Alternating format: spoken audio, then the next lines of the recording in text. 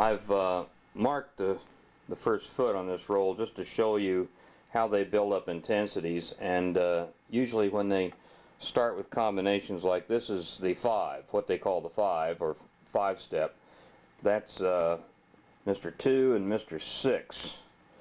So we're going to start out with 2 and 6, plunk, plunk, plunk like this, and notice the cancels right along beside them. That was standard procedure. The reason for that is to keep all the expression air constant as much as you can. Anytime you can throw a cancel in there with the expressions will override the cancel. But it keeps the air supply to the expression chamber constant. So they just do that. Here is a 6th step, and it's played at 20 inches. Some of these are kind of hard to read. The next step here, you play both of these at 20, or roughly there, and then right here is a 5-step.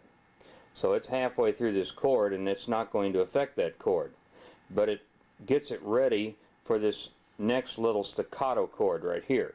And you'll notice also that you have a slow crescendo. Now that isn't enough slow crescendo to do anything for you really, but what it's going to do is going to pump you up to the place where the fast crescendo can really nail it, because what you're going to have here is an amplified 5-step. You notice you've got a 5 here, and then this hole here is just the fast crescendo. By the time you get to the black line, you've got 30 inches. It says 29, but actually on the B you've got 30 inches. And all of that in 1 1/4 inch space. There's the cancel. The pretty colors just mean seconds. Each one of these represents 1 second. The circled numbers are the intensities. If you don't think a lot is going on here in a very short length of time, right here we changed the intensity 4 times, and at that line we changed it 5 times. There's 6. Here you can see what just a common nondescript little passage does. We got 1 change, 2, 3, 4, 5, 6. There's another change, 7, 8, 9, 10 changes in the course of about 5 inches.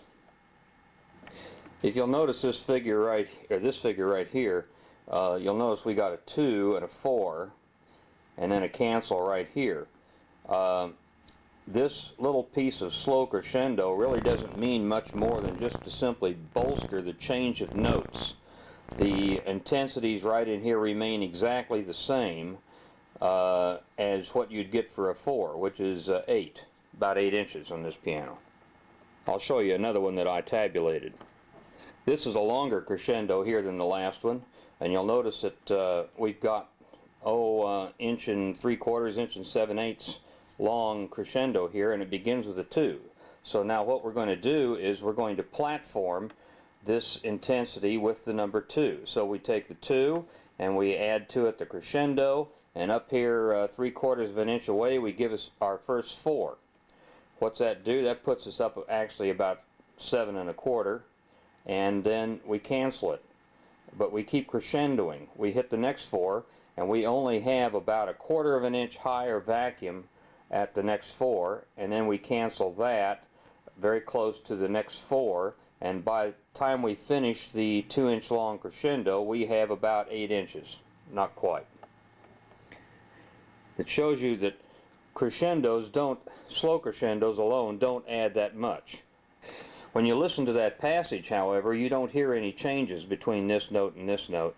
You might hear a little bit of a change between this chord and those chords there, just ever so slightly, almost imperceptible. That is called nuancing. When you see a figure like this with a slow crescendo going through a bunch of cancels and intensities, you are really not crescendoing, you are nuancing. You'll see this a lot in Ampico rolls, and what you're seeing here is that the crescendo does not act by itself. It's not down here somewhere building up to these. You see, it's not ever running along by itself.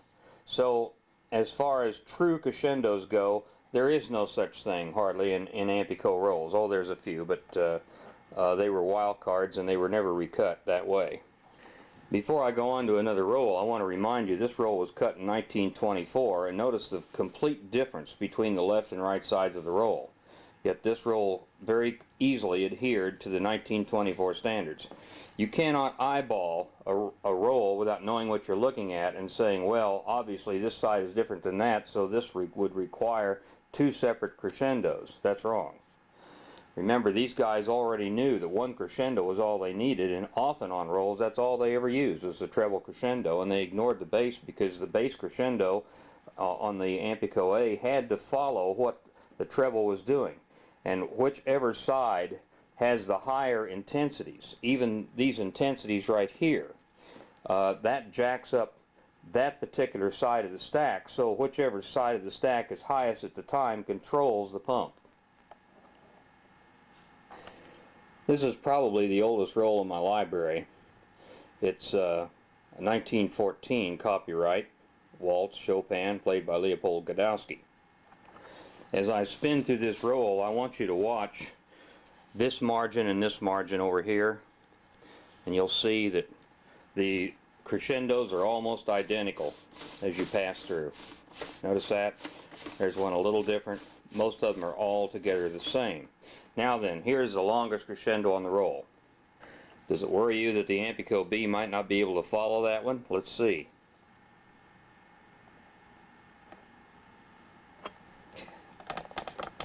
Well, guess not. It's a 6-inch crescendo. We have 2 inches to go. Here comes another one of those monsters. This is another 6-inch crescendo. We're going to play this roll on the Ampico B later on, and you're going to hear it. You're going to see that the Ampico B plays it just fine. And yet this is completely out of the standard coding tolerances used later. The problem they discovered with long crescendo slots like this one is that it makes the piano too tempo dependent. If the tempo of the piano on the old Ampico A sliders is plus or minus 5% between pianos, you push a slider up to the say the tempo mark of 80, you're liable to hit it within 5% of a tempo 80. If you pass it and you come back to it like this, you're going to miss it by the same percentage, plus or minus 5%. But within the same piano gives you a 10% error right there. Then between two pianos that are within tolerances, that's 20% error. A 20% error on a 6-inch long slow crescendo can really foul you up. That can mean the difference of 5 or 6 inches at the end of that crescendo. Yet they used long crescendos like this early on for years. The lesson is that these pianos were still good back then. What they're saying is that there was a greater difference between pianos, but expression is very subjective. You can't just say, oh, that one is right and that one is wrong, unless it's way off. So what you have to realize is that the expression was very much at the behest of the editor and his opinion on that particular day. I want everyone to also observe the differences between the two sides, both in crescendo length and so forth. I want you to see how tremendously different they are in certain parts of this roll. Yet in the important parts they're still the same. And the Ampico B plays this roll wonderfully. In my opinion, it plays it better than the Model A could ever play it. You'll hear that. Here at the beginning of the Rachmaninoff Prelude, we start out with some expressions, the 2 and the 4. And this is a soft pedal, ignore that.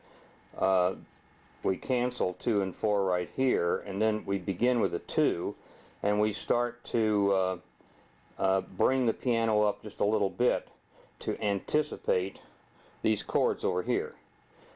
This is a 1 3/4 inch long slow crescendo. It's not combined with anything more than a number 2. By the time you get up to the end of that crescendo, you have increased the pressure about 1 inch. So it doesn't mean a whole lot, and you can't hear it. It just happens to be the way they code things to compensate for things in the piano. This is a compensation crescendo. Here is the fast crescendo to make sure that the slow crescendo is being dropped. This is the number 2. Now this is a very important point. On all these pianos, number 2, number 4, and number 6 by themselves do not appreciably increase the pump pressure when on brilliant. So in other words, 2, 4, and 6 play about the same as though you were playing the piano on medium. This is interesting because they're using the 2 and the 4. The 2 and the 4, as you can see.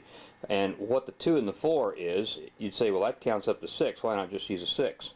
The 2 and the 4 was just a little bit less than 6. I have no idea why they don't.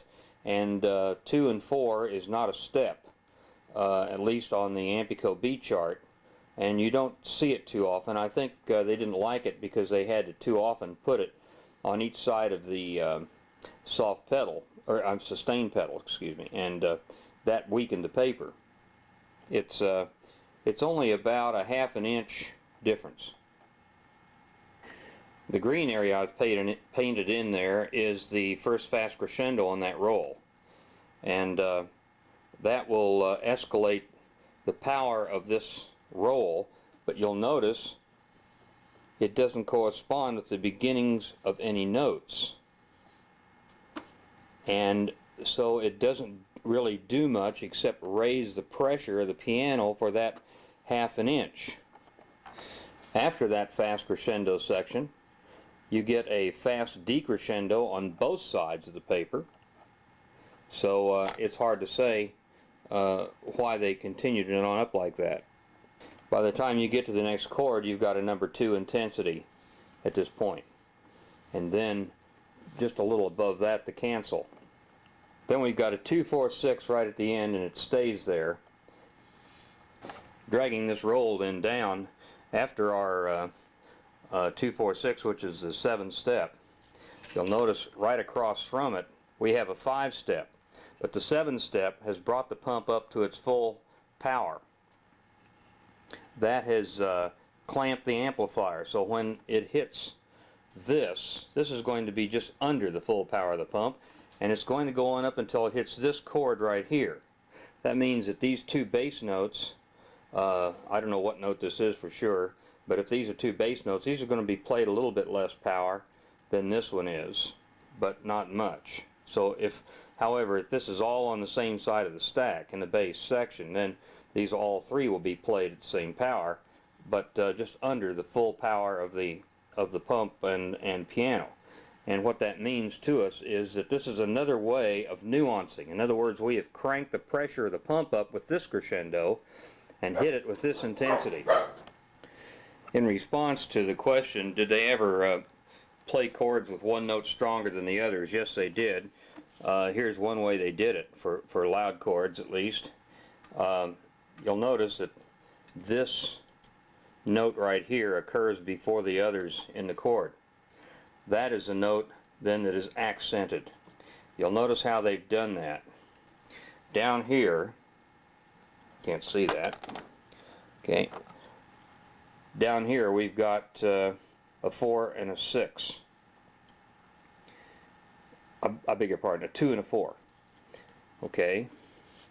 Then right at the point of the first note, I'm not quite square with the world here, right at the point of the first note, we've got a cancel right thereafter.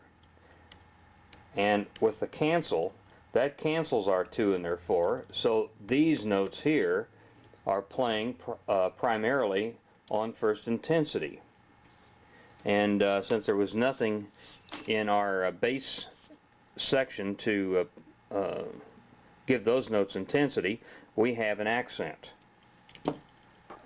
Here's another great example. That top note in the chord is played on the 4, and it's immediately canceled, as you can see over on the right, and the rightmost inboard small perforation there, and the other 3 notes are played on the first intensity. We will probably hear this roll. It's chanson dansante, if I'm pronouncing it right. This is a 5.5 long crescendo, the old style cuts. And yet at the end, I have marked here a 3-inch rise in what it started to be. So you can see that slow crescendos really don't do a whole lot as far as musical power is concerned, unless they're mixed with fast crescendos or large changes in intensities. For example, if this crescendo were mixed with a 2 and a 4, or a 4 and a 6, or something like that, why, you would be clear up to the full power of the pump. Notice again that the left side doesn't even begin to resemble the right, and yet this is quite compatible with the B coating, since the higher side takes over. It doesn't have to be the same. And so when you say, well, you can just look at the roll and tell that a piano with one crescendo won't work very well in this roll, that is wrong. I'm not sure how well the camera's picking these colors up, but this is orange over here for slow crescendo. I've only painted green on the fast crescendo where it coincides with the slow crescendo to make a fast crescendo. So wherever you see green on the fast decrescendo line, that would be a fast crescendo. Now this brings up another point. I want you to notice here that as you lay the straight edge down across these fast crescendos, they coincide all the way up the page. In other words, for some reason they are making the bass look exactly like the treble, just like they did in a new roll. And there's a reason for that. When you have a long crescendo over here on the treble side and nothing over here in the bass, that long crescendo is going to amplify the pump, particularly if it's on an intensity. And that will control the pump, and it will raise the level of everything. And that is what I call platforming. What you see here are accents. Some people might call them nuancing, or a form of nuancing, but that is an accent. And what they're doing is they're making sure that the accent is all the way across the keyboard. This roll uses a lot of crescendos, as you can see, but it's the things that you don't notice sometimes that are the most important. For example, and I'm not pointing this out as an example in this particular roll, but if I had a 6 and a 4 on this side, and I had a 4 on this side, or a 2 and a 4 over here, the amplifier would respond to the bass and would control the piano all the way across, even though you don't see any crescendos there. So on Brilliant, that piano is going to be raised up. On the Ampico B piano, the Ampico B piano has already been designed to play the piano on Brilliant. So in other words, anytime it sees these intensity marks, it automatically plays the piano as the Ampico A would have played it on Brilliant. It does not have to have intensities to raise its pump pressure, because it's already designed to do that. So in addition to that effective raise, the Ampico B then has crescendo and 2 stages of amplification as well. One last thing now before we play this roll. This here you see a 3.5 inch long slow crescendo in the bass, and nothing even like it in the treble, nor is there any strong intensities in the treble. So obviously right in here the melody's in the bass. Now what's the B going to do? Because the B doesn't have a bass slow crescendo. It only has a treble slow crescendo. Well, you see, this roll was cut before 1922 standard roll format. But there's a trick that rebuilders do that know the Ampico B. And they know that once in a while you run into a roll like this, unstandard. So what you do is you just Y the bass crescendo hole to the treble crescendo hole, the slow crescendo. That's all you have to do, and it picks up every one of these things. So whatever you've got over here, you've got across your whole piano. Now this particular crescendo will not really raise the pump, because here all you've got is you've got a 2, and then you've got a 4, and you've just canceled the 2 because you didn't reinstate the 2. So now you've got the 2 by itself, you've got the 4 by itself, and you've got the 2 again by itself. As you can see, if they extend the expression higher than the cancel, they leave the expression on. Even at that, at the speed this roll runs at, you're not even going to hear the difference. So even if you didn't have this wide in, you would not hear it. I think I've measured this since at the speed this roll runs at, it increases the power of the pump about 1 inch for every, 1 inch of water for every 2 inches of crescendo. There's about 2 inches of crescendo, so there's an inch worth, and another, I guess a half an inch maybe of pressure, 1.5 inches at the most. The 4 and the 2 will not sufficiently raise it, and the 4s and 2s are being canceled as it goes along. So what this really amounts to is piano compensation for something that they heard. One final note, if I have time, one thing you've got to watch out for on recut rolls. When you take an original roll and recut it, things can happen. Like, for example, right here, and I could go through this roll and show you this happening time after time. You'll notice that these bass notes here strike before the number 2 intensity is coming up by about half a diameter of a punch. So that intensity is late, and you'll find that this happens quite a bit. Another thing that will happen is this cancel, for example, is late. This cancel should have been right there, and it's a half a punch late. Now, I can't answer why that is, but I've found that on recuts you've got to watch them because they sound a little dull and lifeless if they're cut from just a roll copy. Now, Wayne Stanky has a system now that allows him to recut rolls perfectly and without any error at all as far as we're concerned. But this has just been instituted. A lot of these original rolls for recut for Ampico did not sound all that good. So don't go by what recuts sound like sometimes when someone else other than the factory with the masters makes the cut. This is an Ampico A test setup to show you how the Ampico is actually working and what we've seen on the roll so far, why it works the way it does. Everything here has been rebuilt no longer than 25 years ago, so everything is going to be in good order. The stack has a broken ball in one of the crank rods. You'll hear that. Except for that, it pumps just fine. These are the 3 gauges: the pump, the stack, and the crescendo. I'll hook it up in a minute. Winker bellows that Ampico calls an equalizer bellows. This spring is a very short one, although it was an original.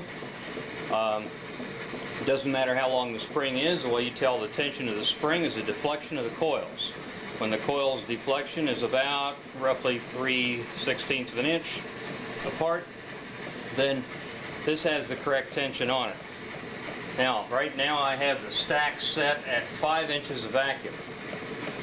You'll notice that the Winker pneumatic is fully closed, equalizer, and were I to decrease the pressure of the stack just a half an inch, you'd see the equalizer start to open. That is correct.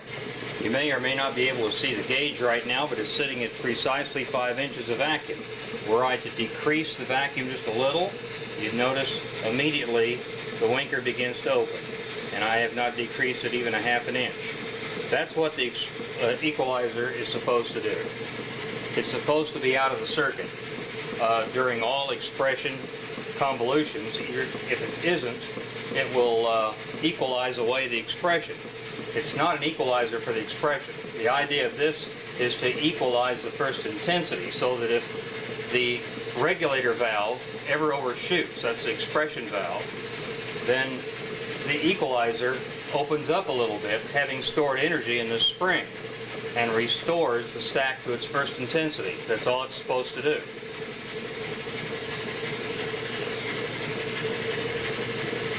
We have said that the crescendo bellows are not fully independent. For example, if there was two crescendo bellows, as there are in all full Ampico A's, both crescendo bellows would be attached to this amplifier right here. Watch what happens when the crescendo begins to move. And I'll have to hook things up first. This crescendo will take approximately 7 seconds to fully close. Watch the amplifier. You'll notice a 1-to-1 correspondence in now. And you see when I said now for the crescendo bellows, the amplifier was fully closed. 1-to-1 tracking. Watch this again, this time with fast crescendo. 1001, 1000, there. About a second and a half to 2 seconds and it's fully closed. You see, either side of the stack, this crescendo, will do this to the pump. They are joined at the hip, as Charles Stoddard used to like to say, and you only need one. The reason they used two in Ampico A's was not because they needed two crescendos, but because they needed two first intensities. Another misconception is that Ampico A crescendos have full control over the stack pressures at any intensity, including the first intensity, or what some people call the zero intensity. This is not true, and I will now prove it. It's physically impossible. We will start off by disconnecting the amplifier so that it'll be like it's on medium. I'll show you this works on either mode. We're going to start the slow intensity, the slow crescendo up. Keep your eye on the stack gauge. There the unit is completely crescendoed. You cannot get any louder as far as the crescendo knows, but you're only between 14 and 15 inches, whereas your pump pressure is 20. Suppose we crank in a number 2. We went up to about 16. Suppose we crank in a number 4. There, we finally made it. So you see, it is not independent at all of the intensities. It requires intensities in order to work. The crescendo is intensity dependent in an Ampico A. In the Ampico B, the intensities will not operate the crescendo or pump amplifier, but in the Ampico B, they don't need to because the B is scaled already to be on brilliant. Now you might be saying, well, they probably mean only when the Ampico is on brilliant does it have full control over all of the intensities, including the first intensity. Let's see. We'll pull this off. We'll go clear up to, oh boy, we went almost up to 30. We will operate a 2, and we got to 33. We operate a 4, and we finally got to 37. That's where the pump sits. So in the same way, by the same percentage, the Ampico works the same on brilliant as it does on medium. The next point I want to make is the Ampico has a wonderful set point controller. The basis of the Ampico system is the set point controller, the first intensity. And the basis of the first intensity is that nothing in the world can make it change. Here is our spring pneumatic pressure. You notice it's sitting at pretty close to 4 inches on that gauge. Our spring pneumatic is underneath this lever. Now then, taking all the intensities off, if you'll notice, the spring pneumatic did not change. Let's put all of those intensities back on again. The spring pneumatic did not even fluctuate. If there had been feedback there, either mechanical or air feedback, you would see it on the gauge. You don't see any feedback at all on the gauge, regardless of what intensities you may be putting into it. You see? It's as steady as a rock. That's called a set point controller. That makes the standard constant that the dependent variable exercises itself against, which is the stack pressure. These are the 3 intensity valves. The 3 intensity valves operate the 3 intensity pneumatics under the pallet, or under the lever. The lever, in turn, is opposed by the spring pneumatic. When there are no intensities present, there is full stack vacuum in each one of these bags attempting to close the stack off. Now then, if I raise one of these valves like that, then I remove all the pressure and I put air pressure into that bellows. That causes my valve, my regulator valve, to move off of the seat just a little bit, opening the stack up to more vacuum. I can keep changing it by changing the combinations of these pneumatics. The way the Ampico works is to express a dependent variable, which is stack pressure and all of its losses, against a standard, a set standard controlled by the set point controller, which we call the first intensity. The set point controller is entirely dependent on the tension of the spring here, which is set independently of all the air, and so there is no way that feedback can change the strength of the spring. If not, then there's no way that feedback can change the strength of the first intensity. Anyone that tells you that there is feedback just simply doesn't understand the basic principles of this reproducer to begin with. Now, it's very important to understand too that regardless of what intensity you put in, the spring pneumatic pressure is perfectly isolated and is a standard constant. All reproducers must compensate perfectly for their stack losses as they play, or they cannot reproduce. The A does this by the fact that these three pneumatics are under stack pressure.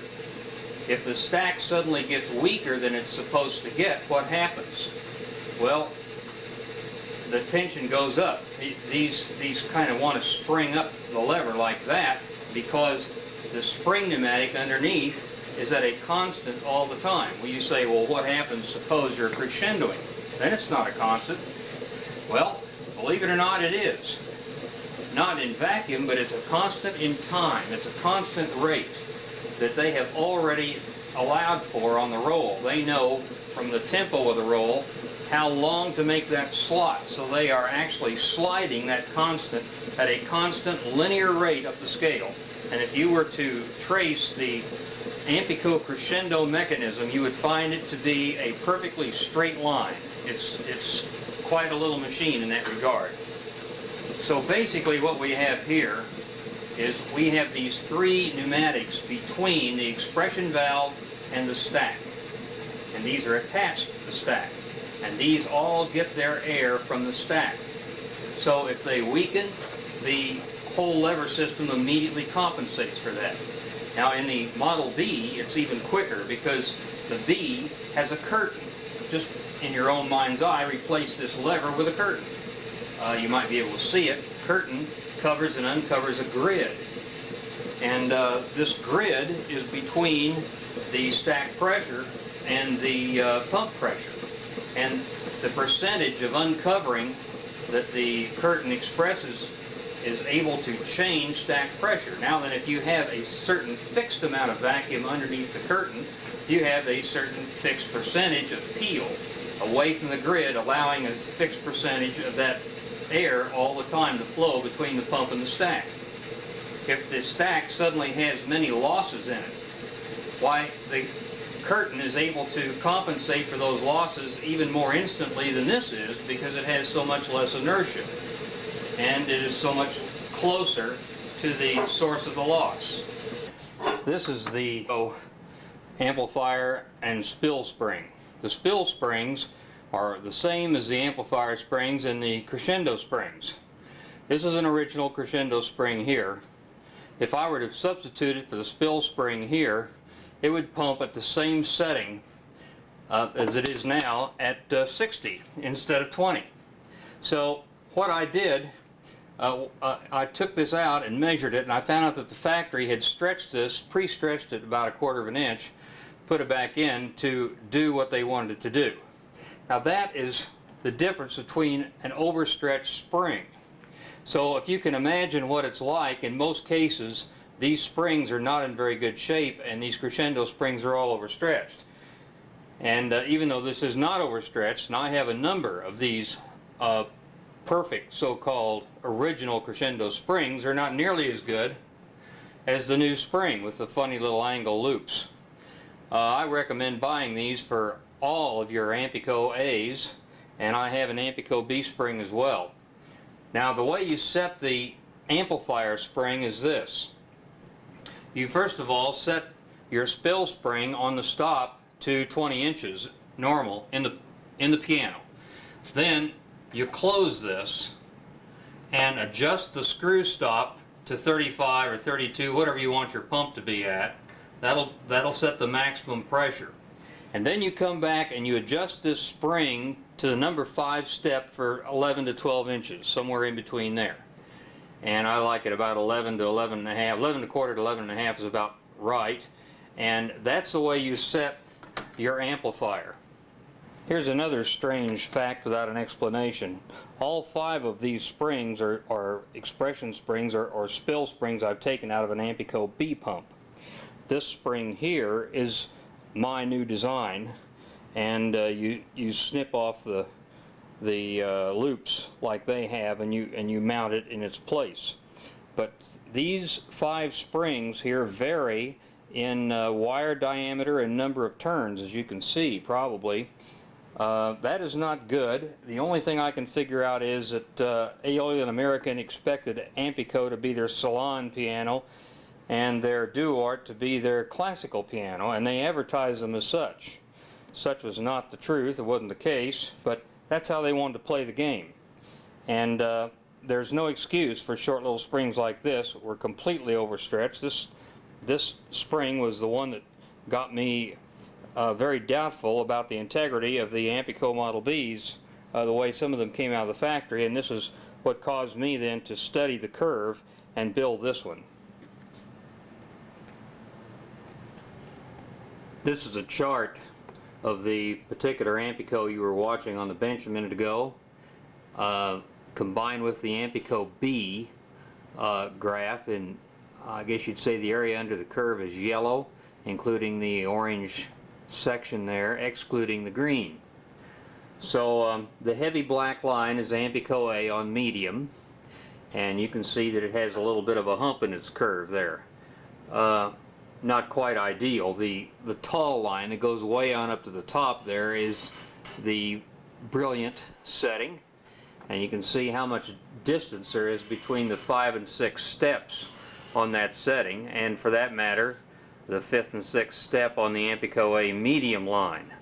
So that's one very big reason why nuances are very important. But in the same length of time that happens, it would be nuancing on medium as well as it would be on brilliant. Now here's the effect of a weak expression spring, an old crescendo spring that's stretched out. It would do this, and then it would go on up. And depending on how weak or how loose the coils were, it might keep doing that for a while. And it would make a mess out of your very small changes, the color that really determines a good reproducer.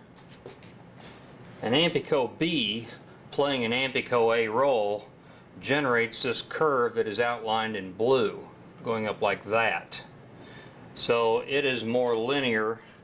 It's more the correct curve if its spill spring is correct. You can't do anything without the right spill spring, and if the spill spring's stretched out or made out of too thin a wire, you don't get the curve that you want. If it's too thin a wire, you get this curve that goes down here like this and then starts coming up.